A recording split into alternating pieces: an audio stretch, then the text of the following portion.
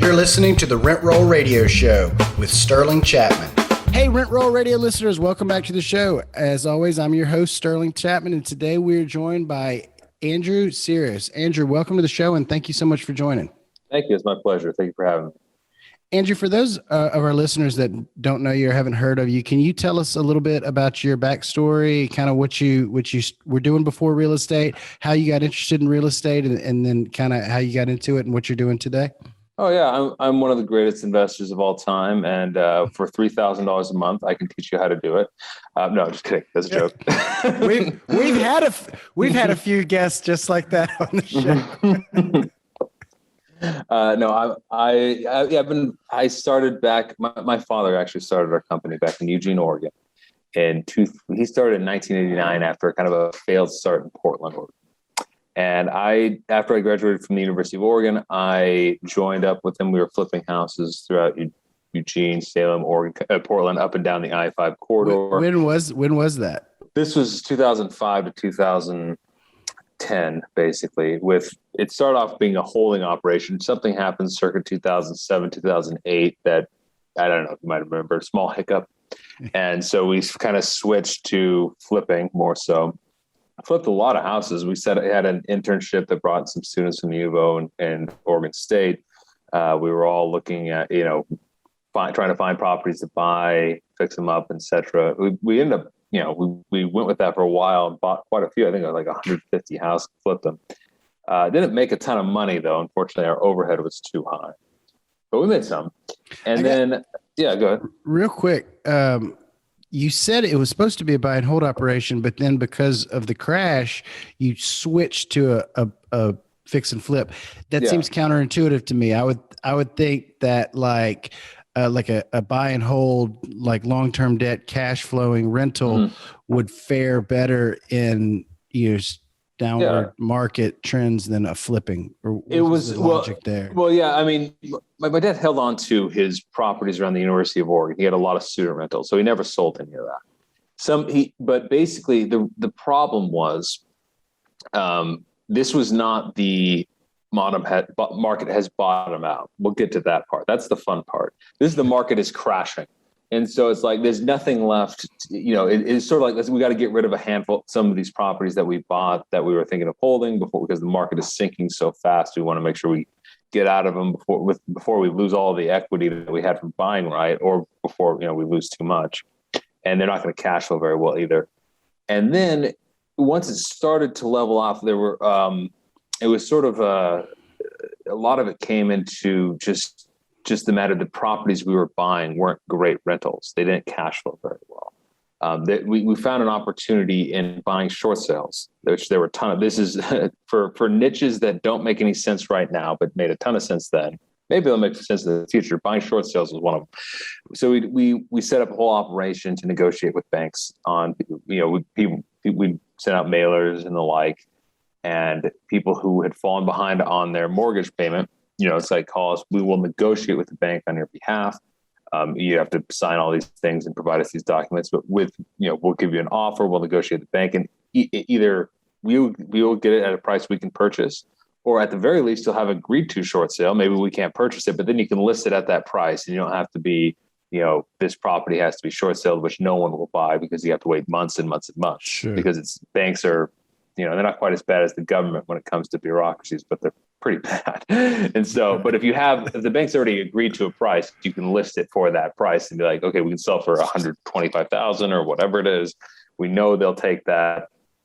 But the goal, of course, was for us, that kind of was an extra incentive for people selling.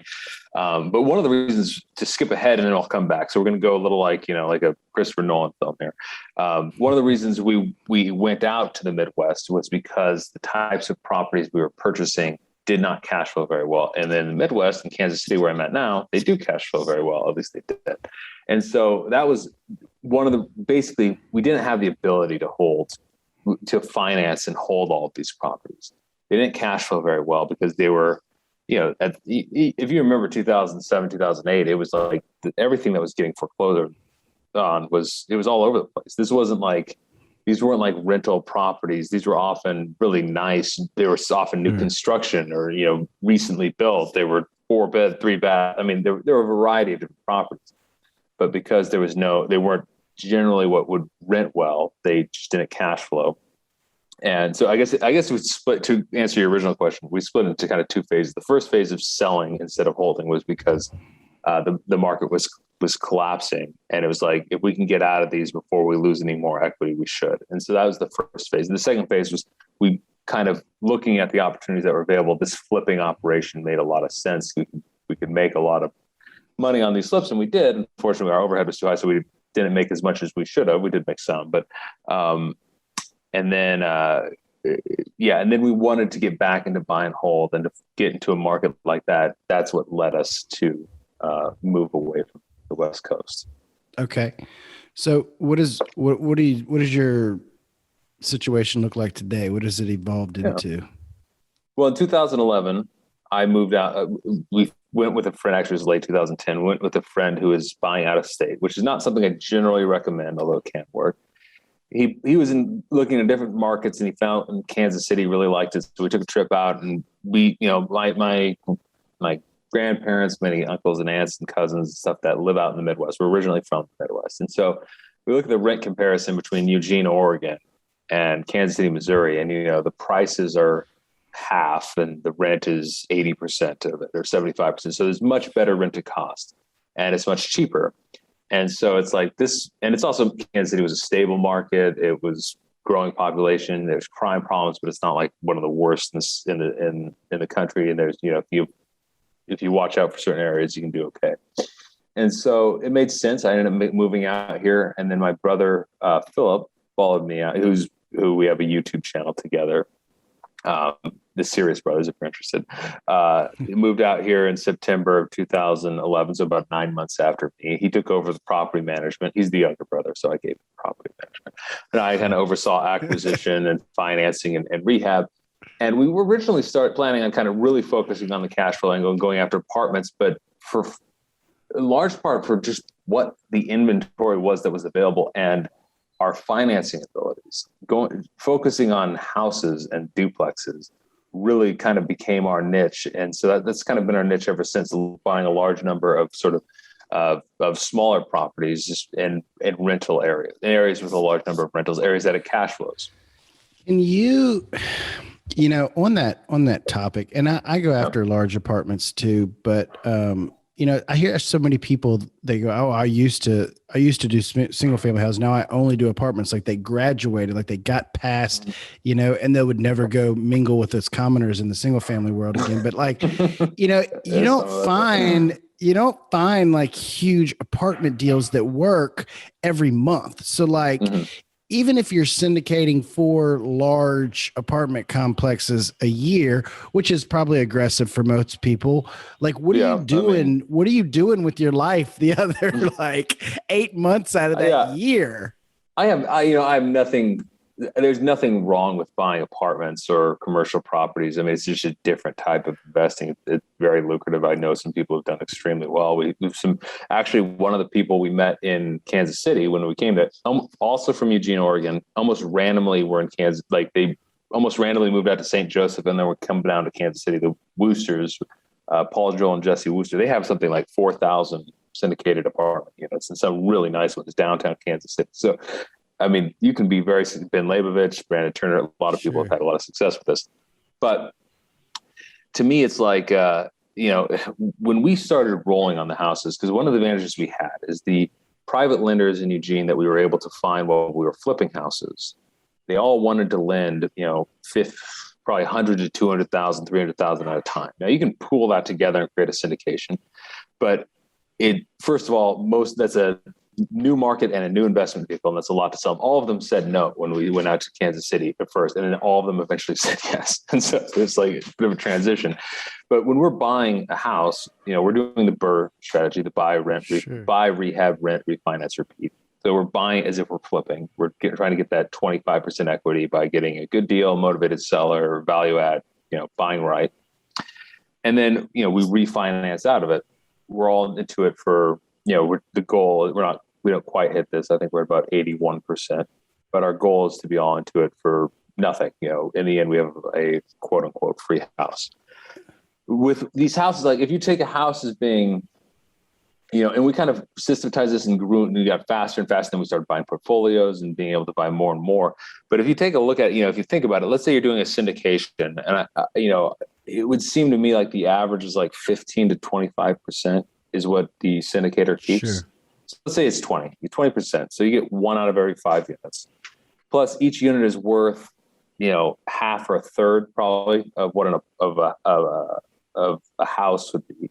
So this is, I think half is probably aggressive, but we'll give that. That means you get basically 1 out of every 10 units. So if you buy a 100-unit apartment complex, that's like buying 10 houses.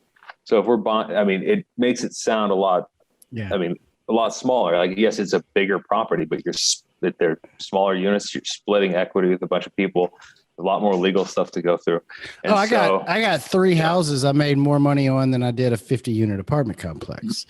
Like, It also pools your risk. Like if we buy 10 houses, I'll go through some of the disadvantages of house. I'm not trying to just be a SFR shill. I am not an SFR shill. First, before we get there, can you tell me what your target house looks like? Like what value, what rent? Can you just run through the numbers? I'm just curious what other people's. The first thing is I don't want them all to be the same because I want some to be on the lower end, so to speak, that are higher cash flow, and some to be like, this is barely going to cash flow, but it's a nicer property, has a better chance of appreciation. So we kind of split into 3 groups. One is, we call them the cash flow plays, and we're not looking in like on the intersection of Warzone and Skid Row. That is not where we want, because you can make money in those areas, but those areas tend to look good on paper, but only on paper. They are like, they like, you got this get those emails from wholesalers, like cap rate of 28 cap rate and cash flows like $500 dollars every week, or something insane. But usually that's just like you plug in numbers and then you assume that it's the same as it would be anywhere else. But like, the roof on a property that's worth $30,000 is the same as cost as a roof, square foot for square foot, as a profit's worth 300,000. And so you tend to rehab out your equity, first of all, because the rehab costs too much, even if you're using cheaper materials, and those break down faster and you have to replace them more.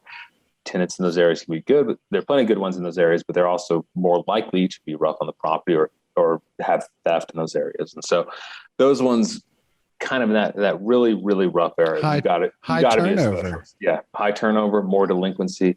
You end up putting more into the property over time. You're getting out of it, even if it looks. Some lessons you learn the hard way, or I did. I feel like some lessons everyone learns the hard way. I don't know any investor who started out I've tended to go into like a lower end market. It's always like, I got to get, to a higher end market where it's less problems, but I don't want to say like that you can't make money there. Just be very careful. You need to be a specialist. But yeah, so we have the ones that are kind of a few steps above that, like kind of C- areas. Those would be those ones. You got to update this because rents have not kept up with prices, but those ones I definitely want to hit at least a 1% rent to cost. The total, the monthly rent is 1% of the cost of the property. That's not I don't like the rent to cost rule very well because it's really area dependent. That's the 2% rules. That's what pushed people into those really bad neighborhoods. Yeah. But those would be like generally small houses. I like in those rough areas, smaller is better, I think. 2-1, not a 1-1, but like a 2-1, 3-1, 3-1.5, something like that. Maybe a garage or, but not a huge property. That's like, one of those like Victorian homes in a really rough area. It's like 3,000 square feet, or even a moderately rough area. The turnover on that is going to be a rehab. It's like even if it's in good shape. And so generally I don't like huge houses in general. Big is relatively big is fine, but huge, not a big fan. Then on the other side of it, we have the equity plays, so called, and those ones are we're probably capping out on those ones of a value of 300,000, and that's the absolute high. Really, it's more like 200 to like a little bit over 200 value, and I want to be all into for like mid hundreds to high hundreds. That's Kansas City. If you're in San Francisco or New York, don't worry about these numbers.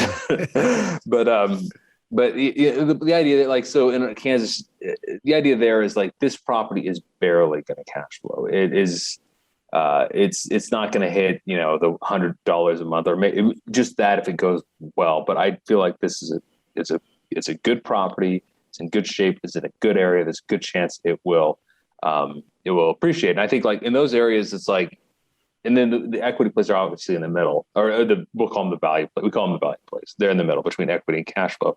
And so, I mean, if you look at it, it's kind of a renter versus like, a value play might be in an area where there's 25% buyer or 25% renters and 75% owners. And then, a value is 50-50 and a cash flow is probably 25-75. And if you're looking at really bad areas, it's 80, 90, 100 percent are investor owned, or they're owned in kind of like pseudo, like somebody doing a rent to own or seller financing, or kind of one of those things, an investor kind of doing an exit like that. So, those are all it's all subjective, ABC areas, even cap rates tend to be, the secret of cap rates is they're much more subjective than people say. So there's a lot of, real estate is an art and a science, but you get a pretty good idea what you're looking at. So I want a split of those. I don't want any enormous houses, probably, I don't think we have a single 5-bedroom house. 4 bedrooms where we top out at. And I generally don't want to be much over 2,000 square feet. And, my preference is, probably 1,000 to 1,500. In those nice areas, I do 2 bathrooms is definitely a plus. I'm not saying that I want all small, tiny little houses, but in rougher areas, I tend to like smaller houses. Just a bad turnover, not going to kill you. In nicer areas where you don't have as many of those, 2 bathroom, that you're much more likely to get a long tenancy than a short one. So, it's a broad overview, but I don't think you want to have all of the same or all in the same area. But that does create the biggest problem with single family investing, or one of the biggest ones, and that is you're spread out, and that makes it harder to manage these properties. Yeah. And y'all still do all the management in house? You have your brother doing that? No, my brother graduated. He got out of that. we hired a property manager, but he's in house. Yes.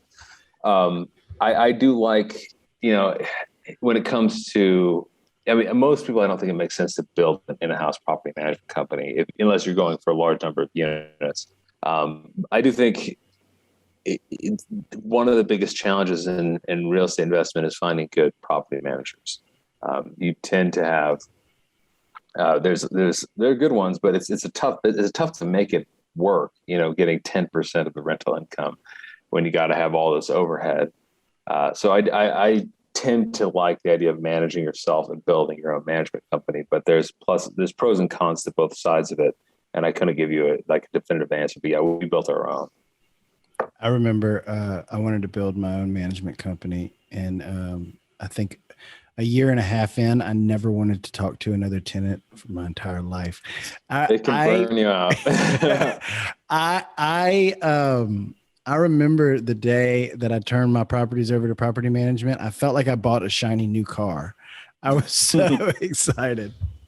It's funny. I remember my dad used to manage for a few other people, and eventually he said he was going to stop. No more management for anyone other than his own properties or stuff he's a partner. And he said it was his Christmas gift to himself. and even my dad wasn't on the front lines. And, I've been off of the front line. The first year and change, I was basically dealing with property management issues, and it is exhausting. I definitely understand why people try to. Well, for me, it was distracting. And that's true too. Yeah, absolutely. My growth took off when I stopped doing that. And it's like, in order to grow, I was trying to put together apartment deals. I was trying to find other houses, but I was spending 90% of my time doing these $10 an hour tasks that realistically, I wasn't even good at. So, I was good at leasing, and I feel like nobody is ever going to lease my properties like I am, because I will go meet a tenant at, 7 p.m. on a Friday or 7 a.m. on a Sunday, and I'm going to get it signed. But outside of leasing, like I was bad at everything. Like I didn't know how to fix anything, and I was cheap. So like before I would call somebody to go fix it, I would like drive out there to go look at it every single time I got a phone call. And it was like, I don't even know what I'm looking at. Why am I driving across town right now? Yeah. You know? I think that is one of the biggest. I think if you're going to do your own maintenance, you need, like, I think you need to, when you're getting into real estate, you kind of have to have an idea of what you want to do and like what you're trying to accomplish. If you're just trying to be a passive investor, it's like, or you just think real estate's good, like find a good syndicator, like, and go with them or something like that, or do private lending. If you want to be, or buy a property and a house or two and put it with a property management company. If you like the idea, I think the house hacking one makes a lot of sense. And if you're really handy and you like being hands-on and whatnot, you just go, live in a house, fix it up, buy another house, get that owner occupant financing, which is, so much, it's like I just bought my own personal residence and 95% financing, like 3% interest, like just, if we could get that for investment deals, we'd just own all of Kansas City. But instead with investment deals, more like 4 1/4 and 20-year AMs but 75%. But anyways,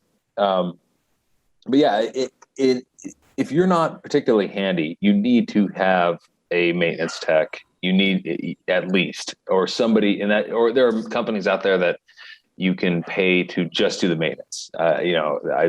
You have to make, like, you can do the property management, you contract with them and you have them they do maintenance for a bunch of smaller owners or things like that.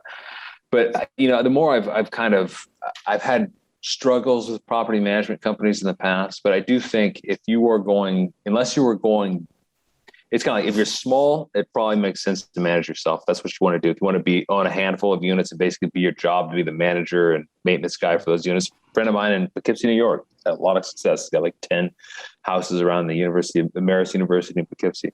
And that's what his job. He does the maintenance and management and remodels for those properties.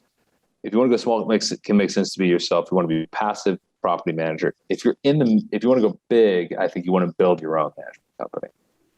If you're in the middle, I think it makes the most sense to find a property manager. And that can be a challenge because unfortunately, there are a lot of bad ones. And so you got to sift through them. Have you had pretty good luck with your current manager? So I'm in the process of switching property managers. My first one fired me. I don't believe it was too much my fault. So it was a buddy of mine. It was a buddy of mine who owned a bunch of properties in North Baton Rouge, which is a rougher area. So, and they had gone full time and they'd quit their day jobs. I still have a day job, you know what I mean? And they seem to have the infrastructure to do it, and they've been managing them for, I guess, about a year now. And a couple months ago, they were just, they were kind of complaining that they had their own units. Like a lot of the units I picked up were older and just more maintenance, labor intensive. And they were complaining that they had units of their own sitting vacant because they were spending all their time fixing mine. And I said, well, do you want me to move some over to another property manager? They go, we want them to move all over to other property managers. All right. Well, so I'm trying a new property manager. It was referred to me by a guy who sold me a bunch of properties. So I'm thinking it'll work out, but I haven't really tested. But the last guys that did it, they were good friends of mine. I trusted them. That was the major thing. Absolutely. I did it myself for so long because I watched all the people I was buying properties from. They were landlords. They had property managers screwing them over, and like you get a biased view of property managers that way. Yeah. So I'm like, well, I don't want to hire somebody. Like everybody I'm buying properties from is selling their properties because they had such crap property managers. Yeah. So I wasn't going to turn it over. I was going to do it myself. And there was the whole trust issue. And then it just kind of clicked that these guys that I'd been friends with my whole life were doing it. So, well, I could trust them. And so they did it. And, I feel like it went well, on my end, no complaints. But they were just, they really wanted to focus more on their own growth, and they were just completely hamstrung dealing with all of my headaches. Sounds like they did exactly to you what my dad did to his previous, which I think I think. Well, they managed properly. Yeah. The thing is, they managed for a few of their other friends, and they managed, 10 houses for this guy and 5 houses for this guy. And I dumped 50 on their lap. And, that's gonna make it a little bit more challenging. Yeah. It's like, I think it is one of those things with any sort of, the thing about property management, it's got to be there, but it is doing it yourself. I think doing it yourself for a short while makes sense. You get an idea of what property managers deal with. You get an idea of the problem. You kind of get an idea of what you should look for. At the same time, you've got to make sure you at least do the basics right, because there's a lot of legal stuff there. You need to make sure you talk to an attorney. You get your lease and your applications checked off with them. You're in compliance with fair housing and stuff like that. But it is good to at least know what you're dealing with when it comes to property management companies, because you need to be able to sniff out when they're not doing well. And I think it's just one of those things. If you have that sense, if your spidey sense is tingling, you need to chase it down and not accept their answers necessarily. And if they can't get stuff turned around in a short while, you really cannot be afraid to switch. And I think what you're saying there also is you got a reference. And the best way to find pretty much anyone, I think, is other than contractors, because no one will give those out because they are all just working 24/7. But like, if you're looking for a bank, find a real estate investor and ask them. No one is shy about telling you which banks they work with, because they got enough money to lend to both of you. And if you're giving them more business, I'm my lender's biggest promoter. No. I'm convinced. Me too. And they love me more, and they like giving me loans because I'm giving them other business. And so, no one is shy about that. And don't be shy about it. If you're the one person who's shy about giving out their bank, not their private lenders, bank lenders, is listening to this, don't be shy about it. But if you can start asking other investors what property managers they use and what their experience has been, that is, I think, easily the best way to find one, because it's like, if they've done right by someone who's doing the same thing you've done, and somebody that you trust, especially, at least, then that is the odds of them doing right by you are much, much better. But if it's also one of those things, like, if they're not doing, if it's not working, don't be afraid to switch. It's because I think some people are like, they get this inertia. It's like, this is who I'm with. I just got to keep pushing and hoping and listening to their excuses, and maybe sooner or later, no. It's like, if be specific about what you want, and if their answers aren't making sense, be the squeaky wheel, get the grease, or move on. For sure. What advice do you have for anybody out there looking to get started? I think personally, the best, like, if you listen like the guru types, they always seem to be, as far as I can tell, it's almost universal, dissing the idea of having a job. Like, it's like, you have a job, you're a sucker. And that's exactly wrong. Having a job is one of the biggest benefits you can have getting started in real estate, because banks love my W-2. W-2 income is essential to getting bank financing. And they are it takes a while of building up. 1099 will work for them, but I mean, if you have a 1099 thing, that's fine. If you're a contractor, I'm not saying quit your contracting thing and get a job. No, that's not what I'm saying. 1099 will work too, but having a source of income that's not your real estate upfront is really, really beneficial, because the hardest part, like, it's building that momentum piece by piece. And so when they say, like, quit your job and start sending out mailers and all this stuff like that, just go get private lending. Go find private lenders. Private lenders are not easy to find. And also they need, unless there's an angel investor, like a mother, a father, a sister, brother, whatever, that's great. But go ahead. You're so right. And I hit that point all the time. People are like, why don't you quit your job? I'm like, well, because the banks would quit lending me money. Or there's like, dude, there's bad months. Like there could like on paper, there could be great months and technically I could quit my job, but there's bad months where like 5 bad things happen simultaneously. And I love my salary those months. But another thing. Yeah, go ahead. Sorry. Another thing that I hear a lot from the forums in the real estate world is they like to bag on college a lot. And I'm like, dude, it didn't hurt me. I'm more ambivalent about college. I think college can definitely be a benefit if you are going into something either that you really love or something that has great income potential.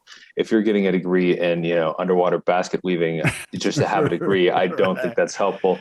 I think probably there are too many people getting college degrees, but that does not mean it's so dependent. And if you're getting like one of like the University of Phoenix or something like that, it's like, that's not going to help, but it's, I can't be as universal about a college degree. It's dependent on which college, which degree, why do you want it, et cetera. Right. With jobs, I think it's very essential to have one to begin with, unless you're loaded. in which case, like, how do you get started? You just buy real estate. But I think to go off real quick on the private lender thing, a lot of people say like private lender. I agree. Private lenders are the best way to BRRRR and to buy real estate quickly. Mm-hmm. The thing is, private lenders, unless you're, if it's an angel investor like your parents or your brother or sister, somebody you know really well, that's great. You should talk to them. But with regards to private lenders, it's the hardest thing to do is get from 0 to 1, to get that first person to trust you.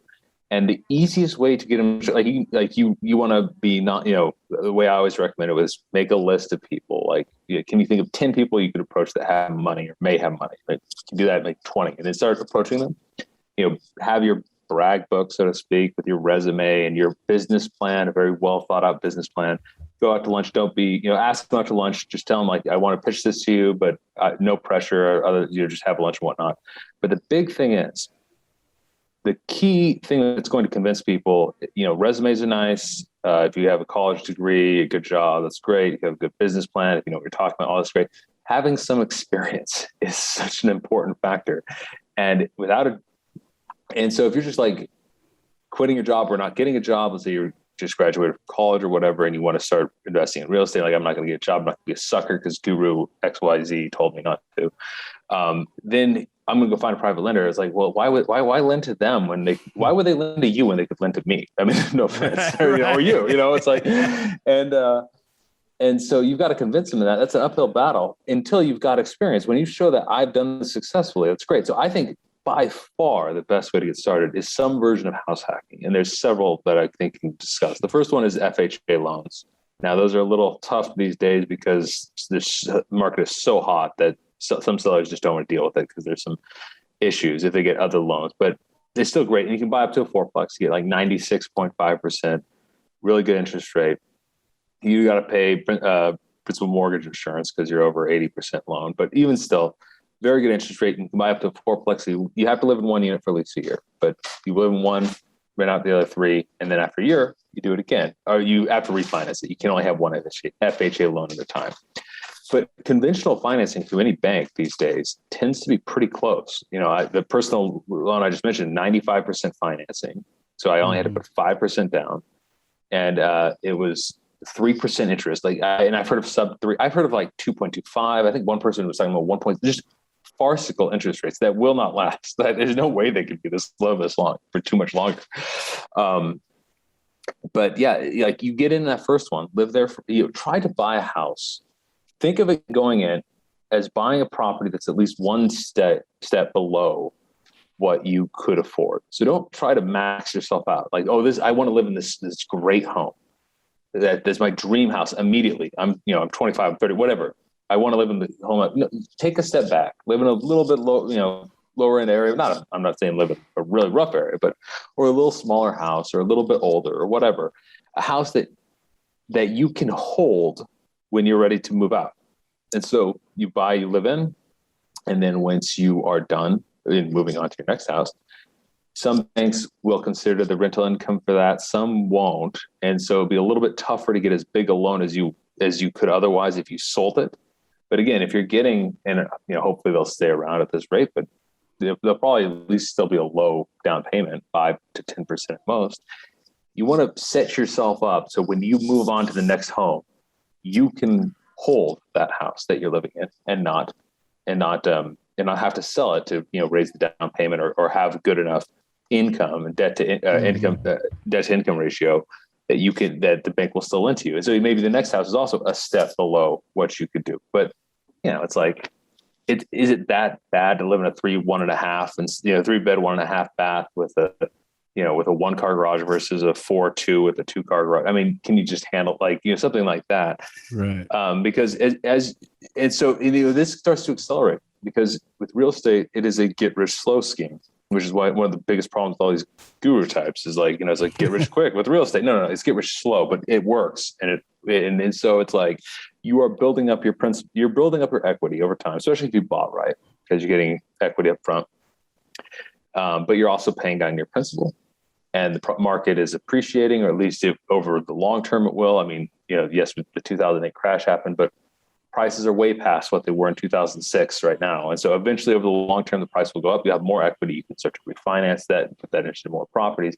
But the thing about house hacking is whether or not you're buying like Craig Kurloff and, buying a fixer, living in it, fixing it up, or just buying your own home to live it and then moving out as soon as you fix it up, or buying your own home to live it and moving on to the next one. You're getting your foot in the door. You're getting experience. You have properties on your brag book with your resume, and all of us are like, hey, I've done these 2 properties. I'm looking to start accelerating that and buying more, and then you can use that, having that experience, just becoming a better investor yourself, making better decisions, understanding rehab costs better. That's invaluable or extremely valuable, but also having that experience to pitch to private lenders. Like no one wants to be the first person to do something. No one wanted to, how many Bitcoin was required to buy that pizza? The first one was like, enough now to buy Manhattan or something. No one wants to be the first person to jump into something. But if you have shown yourself to have had success, even with the house hacking model, especially I lived in this house, and think of it, especially if you can, like, I'm going to try to move relatively quick. I know moving sucks. We just did it. It's awful. It's the worst thing ever. But you probably, for this model, there's going to be a lot of move to deal with it. It's like getting into one house, moving to, let's say 1 year to 18 months, move on to the next one, and then do the same thing. A duplex, is even better, or fourplex is even better than that. And so that, I think, is because their financing is so much better. And you're not even, and when you look at it, in many markets, you're not even paying much more than you would in rent. And so it's like you can't really, you can keep that loan on while you're renting it out as long as you live there to begin with. So I think that is by far the best way to get, it's not for everyone, but it's by far the best way, in my opinion, to get your foot in the door and start to build from there. I tell every 20-year-old I meet that. So real quick, I want to hop over to our radio round where we just ask a couple questions, help our listeners get to know you a little bit better. First question, what's your favorite book? For real estate, my favorite book is The Millionaire Real Estate Investor by Gary Keller. I think that's a great introduction to the concept of buy and hold real estate, or any kinds of real estate really, but it's definitely one I'd highly recommend. Yeah. So whenever, I'm trying to push our lifestyle onto my friends that are stuck at work, I'll tell them to, I'll start them with Rich Dad, Poor Dad. Yeah. And I immediately tell them to follow up with The Millionaire Real Estate Investor and then Brandon Turner's book on the book on rental property investing. Yeah. So that's a really good book. Yeah. That's my 3 little package. Like, hey, by the end of these 3 books, you'll get it and you'll kind of have I have a book too. I eventually will be publishing. So that one would replace The Millionaire Real Estate. I think it's going to be called The Buy and Hold Blueprint. And will be out. I have no idea when. So cool. Yeah. Read that when it comes out. Well, the next one is, what's your favorite quote? I really like the quote. It's I think it's an old Chinese proverb that every day is a new life to the wise man, or woman. We'll add that in, be a little bit more politically correct.